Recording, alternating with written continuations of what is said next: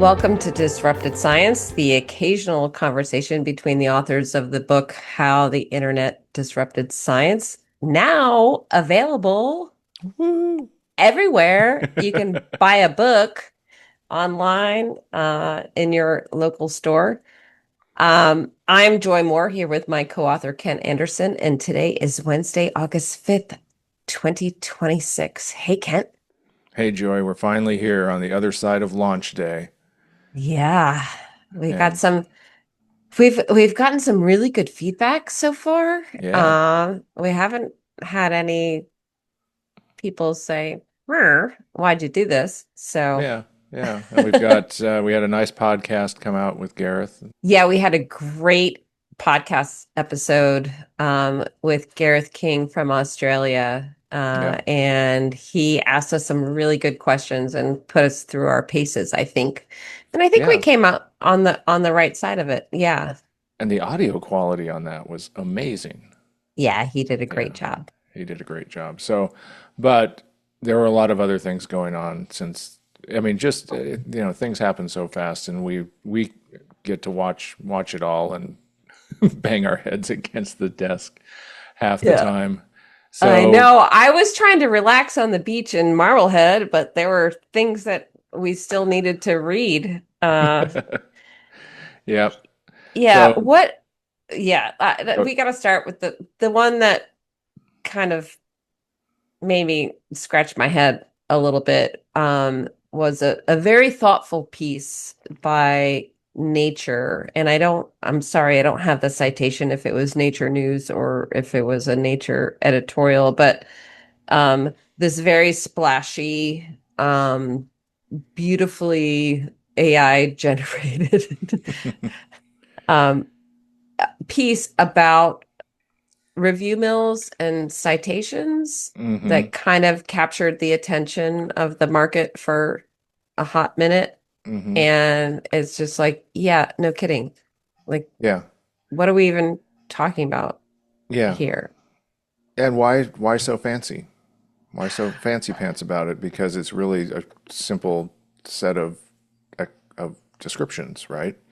It's Right. It's basic math. If you mm-hmm. publish a bunch of junk, then you're going to get a bunch of junk. And then Well, and if if you you ask put, a bunch of junky reviewers who are double dealing, then you're going yeah, to get a bunch of reviews that are trying to get you to add citations that they like. And if you're not really running a good journal, then you might have that happen because other people will just shrug and let it happen. So it's just, right. But to be sure, they weren't talking about the nature journals. They were talking about other journals oh yeah, yeah, yeah, from other publishers. And right. so, yeah. Uh, but that was also maybe in retrospect timed right before the earnings call Mm, and before the open evidence partnership announcement that right. came So out yeah, nature's this been morning. busy in August, early August, Hmm. Aren't they sending all in. supposed to be on vacation? That's why they're doing it. These are their leave behinds. These are their gift Y- bags that they're leaving Yeah. us. Yeah. Uh-huh. So we're rich. We have fancy graphics that we overspend on, and we're now going to turn our content over to an AI slot machine. So, Yeah. and I now mean, we're off. Now we're off to the beach. So, yeah, exactly. Now they're going on vacation. Yeah, that was it was really interesting to read the earnings that their research output part of the company is making up the bulk of their revenue. That research output is primarily funder paid or mhm, author paid, and it's not recurring revenue, it's opportunistic revenue. And mhm, so to have your company built on one-offs and then immediately say, we're also going to license this, whatever it is that we put through our system to somebody else right. is another like extraction. So it's extraction on the front end and now it's extraction on the back end. Well, a So couple of things struck me about it. One, they're boasting how their growth is faster than the market is growing. So Right. 13% to 8%, and then they were boasting a month ago how their growth was going to be 20%. So things are already all over the place, but the market's growing at 8%, which seems inflated anyhow. But Well, what is the market that they're talking about? We're talking about the market of papers. We're not talking right. about the market So of it's research or research funding or scientific discoveries. It's yeah, just it's a paper mill. it's fluff. It's fluffy, fluffy fluff. But the other thing that struck me, so I think these numbers are a bunch of hand waving, plate spinning numbers. And if you really interrogated them, you might find that maybe you know, it's growth at all costs kind of Yeah. mentality. There was nothing, the second thing that struck me was there was nothing in there about quality. There's Oh absolutely no. zero about quality, about how important our findings are, how much we care about our scientific communities, or anything like that. And the third thing that struck me is that their supply chain, especially with the open evidence announcement, the fact that they're now partnering with open evidence. So a paper comes in, it goes through their AI front end system, it does whatever As far there. as we know. Yeah. Well, that's what they say. Mm-hmm. This is all enabled by our AI super duper system and our guidelines and our this and that, and then it goes. Maybe a human sniffs it once and make sure it doesn't smell too bad, and then it goes out through AI publishing systems into an AI repository to get processed out, Aggregator. an aggregator, and so Yeah. it's just it's hyper efficient, but I don't think it's in the face of the book that we are talking about, where science should be for scientists and for communities and should be carefully judged and evaluated to make sure that the scientists are saying accurate things to each other and can rely on what the other scientists are saying. This is the antithesis of that.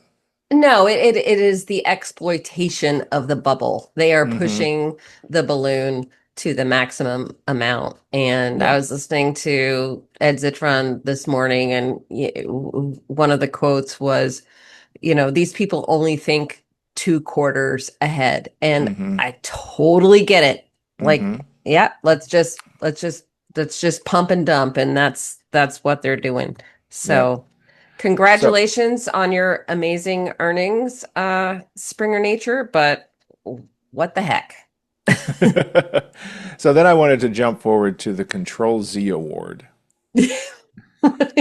which is okay. So All one right, of let's talk the about this. What? oh no, so funny. It's all right. So there are so many dimensions that this is so screwed up. So one of the things that we talk about is how there's obeisance to technology too much in our space, right? Mhm. And what's the name of this award? It's a keyboard shortcut to undo something. Yeah, it's like whoopsie. Yeah, well, but Uh, it's Control Z. Why does it have to be Control Z?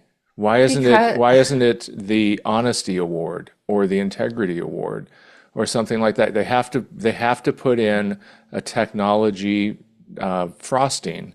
They have to coat it with technology frosting because that's the only way they sound cool. But then it's aggressively pointless right. because So let's talk, but we haven't said what it is and okay, why we're sorry, talking about it. we're all worked up about it. I'm all worked up about it. I hate this thing. It's from Retraction Watch, Right. The Center for right? The Scientific Integrity. Hooty right. hoot. Yes. And so the people who promote open publishing are now giving awards to people who made a mistake and erased it or tried to, Try because to, because it yeah. doesn't really ever go away. I could find unretracted versions of both of or all the articles that were listed. Yeah, but Um, that's the environment that we're in now, right? It's like if you like just admit to like making a mistake, now you get an award. well, what's so weird is that Retraction Watch they sensationalize retractions, right? And I think Yeah. that has the effect, a kind of a chilling effect on honest brokering of mistakes. because Yeah. you always, if you make a mistake, you must be thinking, oh God, I'm going to end up in retraction watch. Maybe I'll just try to sweep this under the rug. And who knows how much, if that goes on or how much that goes on. But they traffic in sensationalizing retractions and little scandals and little oopsies and all that stuff. But then they try to play the other side of the field where they're saying, oh, if you make a mistake and you fess up, we'll give you $2,500 and give you a prize, right? And we'll have a little contest where a few people judge whether you're the best button in the, in the button drawer. And Or like, yeah, I didn't even think about that. Like, was your mistake worse than somebody else's? Like, how are they judging right. Well, that? yeah. Well, and Never then, mind. but the thing is that the only way I can reconcile it is that retraction watch is just another participant in the attention economy, Of right? course, yeah. And they only care about retractions as much as they generate attention. And so they play retractions are naughty and retractions are scandalous, and then they play retractions are good and retractions are wholesome. And both they're trying to get attention from both. And then they have that whole that whole $900,000 pickle jar initiative where they gave $1 million to James Heathers to go out and I think he's found like two things. And it's just it's just such a mess. And ex post facto too. It's like this Well, is the it's kind of also stuff that should be, if we were more careful about vetting the science in the first place. well, if we juxtapose the Control Z award versus the Springer Nature earnings, it's like good luck all y'all. I mean, Right. what what is That's even right. We happening made here? millions and you paid $7,500 to three little people who Who their said, "I'm papers are still sorry"? unretracted in most places. So, well, anyhow, so that was that was our day, our launch day, and earlier today, watching Hmm. the insanity continue to roll forward. But the book is out. If you have it, we hope you enjoy it. If you haven't gotten it yet, I hope you do. And we Hmm. have four more podcasts in the bin and another kind of maybe bigger one coming. So we'll see. Yeah, yeah. We're just getting started here with this book, so we won't spend too much time on this podcast talking about the book because you're going to hear about it in a lot of other places, hopefully. Right. And so what we wanted to do today was take a pause on and in terms of looking from outside in Mm-hmm. and what is actually going on. So one of the things that people that we've been talking to about the book is like, why should we care? Like Mm-hmm. this is so much inside baseball. This is just the economics of a particular industry. What Right. does this have to do with you and me?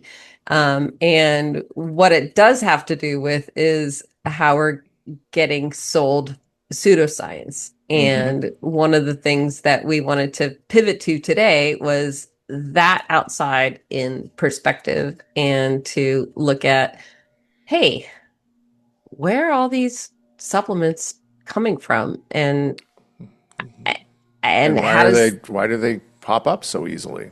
So it's the yeah, supply chain of pseudoscience. We're going to talk about Shopifying your pseudoscience. So here we go.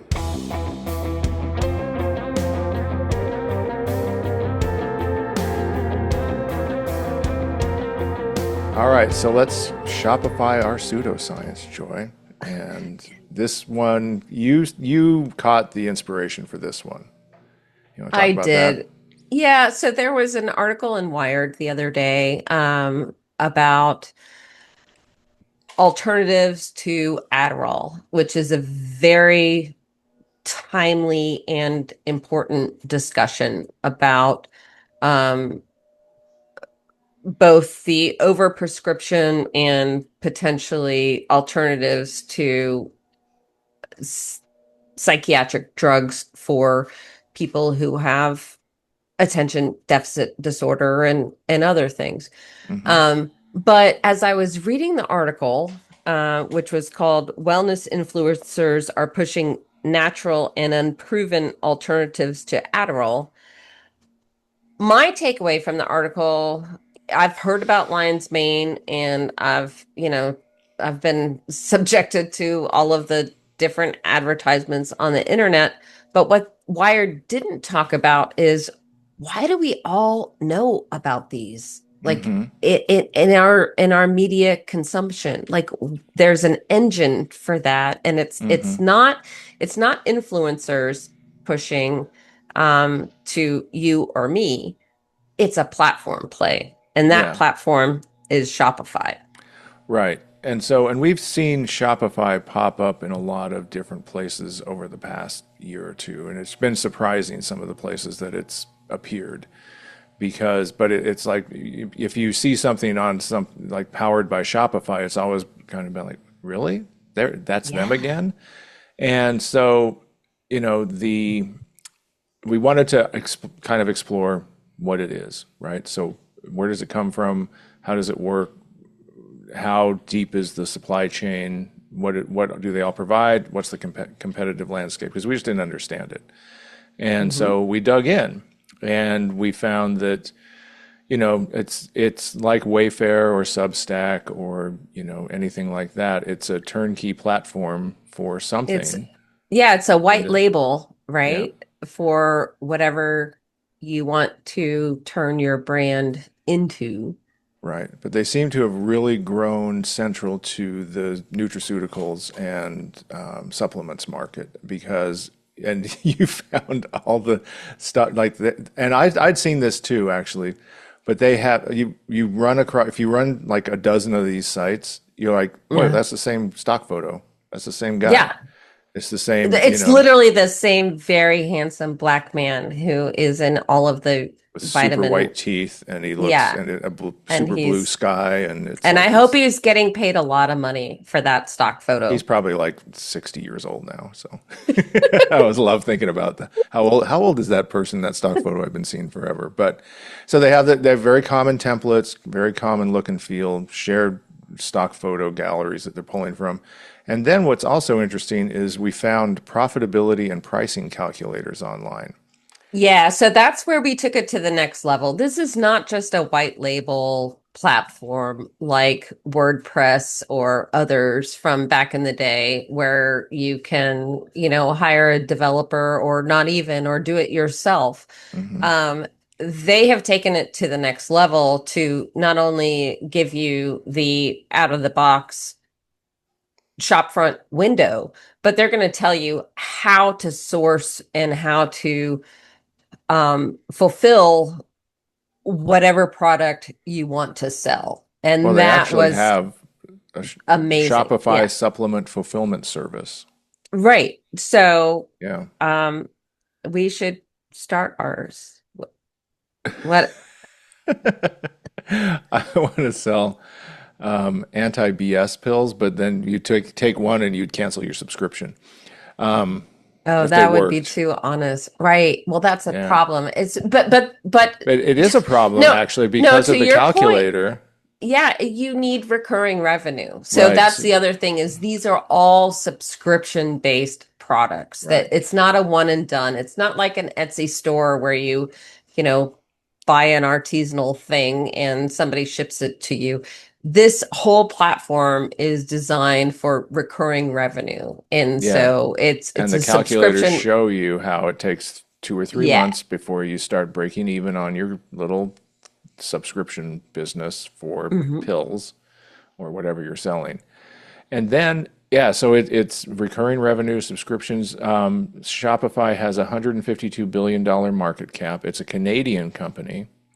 Yeah, so dig into that a little bit more because again, every time we hear these, company names on podcasts, it's like, oh, you can, you're just a little person. You can Shopify whatever you want.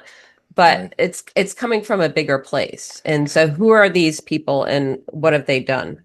Yeah. So the family that owns it is sort of well, they are a full-on right-wing kind of family. And they're trying to start a little bit of a media empire on the back of this. What's interesting is I took a look at their stock history, and I'll put this in the post, and it tracks with, I'd call it the double Trump bump. So they get a big bump Oh. during the pandemic, and then they fade out during the Biden administration, and then they start coming roaring back with the current Trump administration. And I think that's because for a variety of reasons. I mean, it's just they can sense that there's more opportunity there. The grifters have more opportunity. The pseudoscience players have more opportunities, and all of that. And or during the pandemic, there was a lot of Yeah, pushing I think I various think other it I, things. yeah, I think the way to break it down is during the pandemic, people were at home looking for alternative things, ways to make money and things to consume. And so Hmm. that was the 2020 to 2022 bump. And then there was a lull. Hmm. And then they obviously rode on the back of Maha Hmm.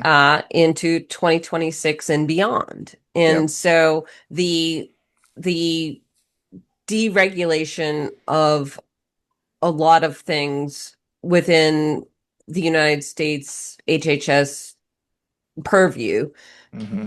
combined with everybody do your own research and put beef tallow on your face, which I literally saw that in Vermont and I was like, stop it. Really. But yeah, but yeah, I don't think like the pandemic bump and the 2025 to now bump are related, but not exactly. Yeah, you're absolutely right. Yeah, one was a response to an outside event, exogenous event in a way, and the current one is more organic. Not to use that term inappropriately, but it's more being driven by the politics of the Maha movement and the emergence of this whole space as more and more mainstream. And one of the ways that they're doing that is, and this is fascinating, is there are AI slopfluencers. And so these are fake people, fake AI generated, and they tend to fall into certain buckets: black women, monks, and grandmas. I know that's so weird. It's So like manipulative. Tibetan black Yeah.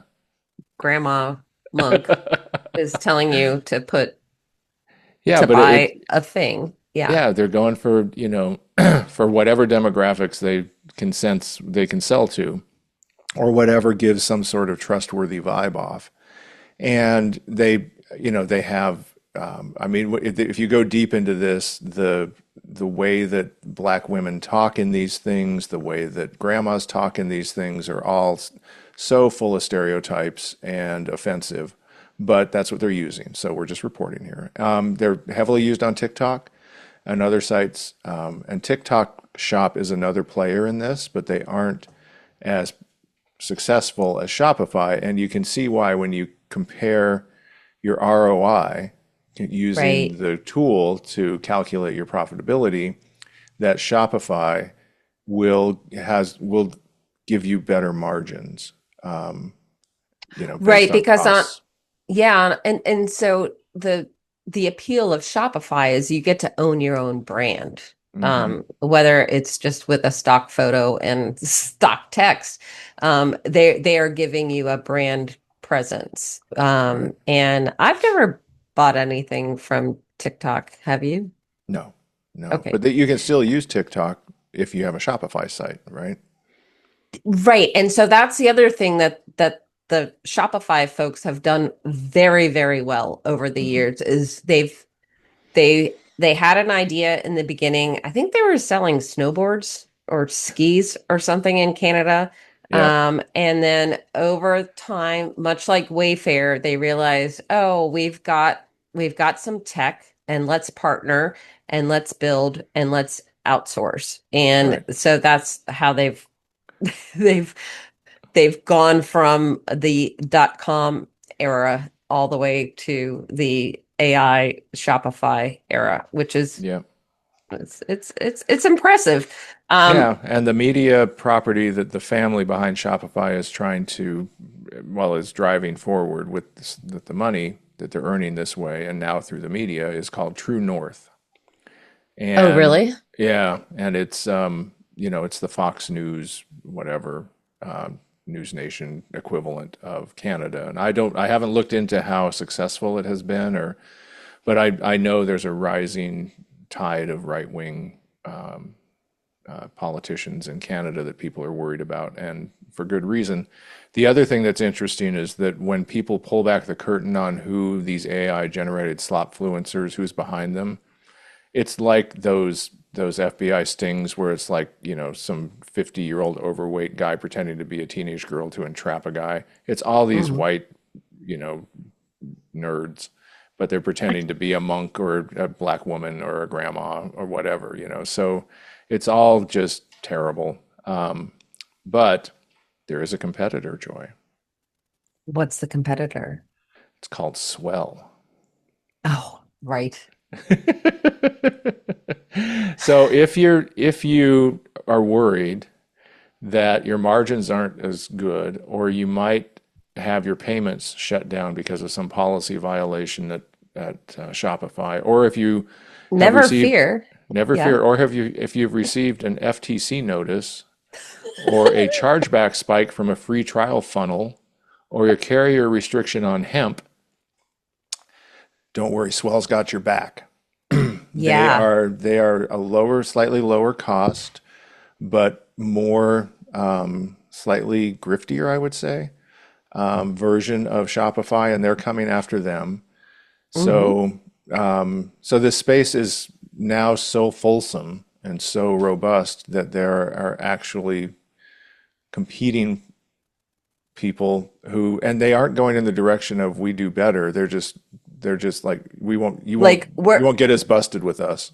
Yeah, exactly. That's so smart. Uh, It our fake also IDs are so much better. You'll get more beer. yeah, this is not the one you got from the trash can behind the DMV. This is the one that we made in our lab. Right. Um, oh gosh. Yeah. I mean, it's and the more that we've been talking with different people out there, particularly in the media space, who are like trying to understand like which advertisers should I accept or not accept? It's so fraught, right? Hmm. And we saw this with athletic greens, and with the Armra colostrum and all of these other products that have like flooded the podcast media space zone with Hmm. advertising, and creators need this revenue in order to be able to create what they're doing. But and I guess the Debbie Downer in me is like, sorry, if it's coming from Shopify and you're talking about Shopify as an advertiser on your podcast, they are pushing things that are not necessarily good, but also the company behind it is just as um, fraught as Problematic many potentially. others. Yeah. Yeah. So there are a couple other dimensions to tease out of this. One is that I think it was on conspirituality, but it might have been another. There, a lot of people are kind of covering this, but they do the best job, I think. They were talking about how pharma has picked up on the supplements piece, and they are now competing heavily in this, and they're providing part of the supply chain Hmm. because it's cheaper for them to run a few extra omega-3 gel pills than or and fill them with something else than to have start another supply line somewhere else. And so they're competing for that business because if their factories are busy all day, then that's great for them. So there's more, this it's kind of like the Springer Nature thing, right? So there's like, open evidence is there's Shopify and there's more supply people coming in all the time to try to push things through that. But Hmm. the other thing that makes it difficult, and this is what I think they call the horseshoe effect of the politics involved in this. And we talk about it in our book a little bit. The horseshoe, or the other term that the one we use in our book, is new fusionism. And this is where yoga circles of the extreme left and the alt-right share a group of ideas that make it hard to distinguish them, except for maybe how they look and dress and, Yeah. think they think. Yeah. Right? What they identify with as right or wrong, but they ultimately share a kind of politics about health and science and nutrition, and very individualistic, very libertarian, all of that. And so, Yeah, the bottom parts of the horseshoe are both deep thinkers, right? mhm, They are right, thinking they hard do and their own they're research. caring a lot. Yeah. If I only think harder, it will work. So anyhow, we find this, fascinating. I think this is kind of a placeholder in a way, just to start to understand Shopify. This is our experience. This is kind of the first whack, and then how everybody listening knows how it goes. Once you start identifying these things, you start seeing them everywhere. And so I'm sure Yeah. there's going to be a lot more that we're going to see, that you're going to see. If you see something that you want us to look into, we'd be happy to, because it's a crazy world out there. But yeah, there's a whole little ecosystem, supply chain, everything going on behind this, and that's why it's popping up so fast, and where all the incentives are. Yeah, it's the extraction economy. Hmm. Again, another platform, another sales platform, and we didn't even talk about any of the science behind any of the products that don't have any science behind them, because you don't need any science. And so that's also a potential warning for the publishers who are, That is a really good point. So one of the things that we've seen since we put the book to bed is that what looked like an economy where these players were buying OA articles to plant somewhere, either through, special issues programs or whatever, and then citing those. Then it moved to more and more kind of preprints, because they didn't want to pay anymore. And now it's just they're ignoring the whole mess. They're no, just it's putting just, on their it's, website, we did this science, and here's our science, and yeah, they we don't did even. science, click on the science, and then there's stock photos of lion's mane mushrooms and really good looking people with nice teeth. So, Or the other thing I've seen is they will cite a paper that they didn't pay for, that is a nothing burger paper, and mhm, just for the sake of a citation, because they know no one's going to follow it, and they're yeah. just using citation decorations. So yeah, I mean, it's a whole game, and it's not very scientific at all. But that's what we have in the world of Shopify platforms and AI and OA information. So there we Yep. go. Just don't sign up for the free trial. Whatever you do, do not put your credit card number in. And I even started getting emails from one site that I was just cruising. I didn't even Mm, tell them who I was, and now I'm really? getting emails from them every single day. Wow. Wow. All right. All Such right. Be smart safe out there. technology. Be safe out there. All right. Are you ready for discoveries of the week? I am.